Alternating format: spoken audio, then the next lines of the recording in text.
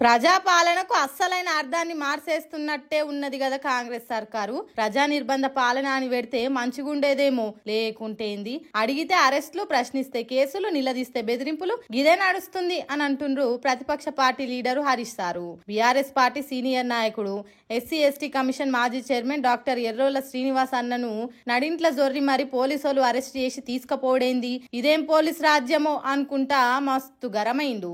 అరే ఇంటోళ్లకు ఏం మతలవియకుంటా, ఎసోంటి నోటీస్ లేకుండా ఎవరో టెర్రరిస్ట్ ను అరెస్ట్ చేసినట్టు అరెస్ట్ చేసుడు ఏందని మండిపడ్డాడు.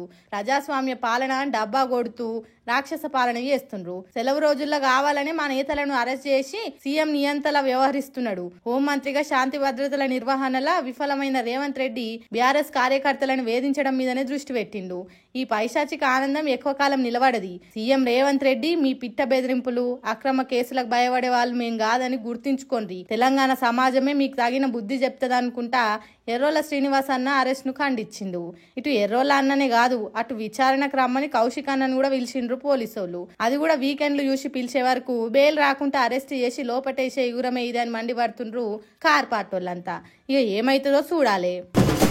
సినిమాలల్ల షేకావత్ ఎట్లా అవమానం ఫీల్ అయిపోయి పుష్పతోటి సారి చెప్పాలనుకుండో, సినిమాలు పట్టించుకుంటలేరని అవమానం పాలై సీఎం సార్ కూడా గట్లనే సినిమాలతోటి సారి చెప్పించుకోవాలనుకున్నాడు. అందుకే ఇవాళ సినిమాలతోటి మిలాఖత్ అయ్యి వాళ్ళు బతిలాడేటట్టు చేసుకుండు అని అంటున్నారు సినిమా పాలిటిక్స్ ముచ్చట్లు ఎరకైనోళ్ళు. ఆ సినిమాలో ఇద్దరు నడుమ రావు రమేష్ లెక్కనే బయట దిల్ రాజుండు అని అంటుర్రు. ఎప్పటి సందో మోకా కోసం ఎదురు చూస్తున్న రేవంత్ రెడ్డికి సంధ్య థియేటర్ ముచ్చట దొరికింది. ఇక దాంట్లో అల్లు అర్జున్ చిక్కిండు. ఆయన భుజం మీద గన్ను పెట్టి ఇండస్ట్రీకి గురి పెట్టిండు.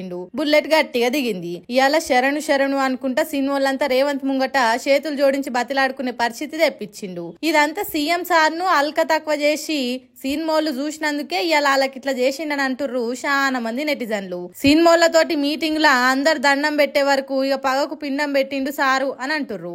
సినిమాల కోసం మేము ఎంతో చేస్తున్నాం, మీరు కూడా ఎంతో కొంత తిరిగి ఇచ్చేయాలి, లేకుంటే మంచిగా ఉండదు అనుకొచ్చిండు. మొత్తానికి సినిమాలను కాలకాడికి రప్పించుకొని మాతో పెట్టుకుంటే మీ సినిమాలకు మంచిది కాదని వాళ్లకు ధమ్కి ఇచ్చిండని అంటుర్రు సగటు సినిమా అభిమానులు.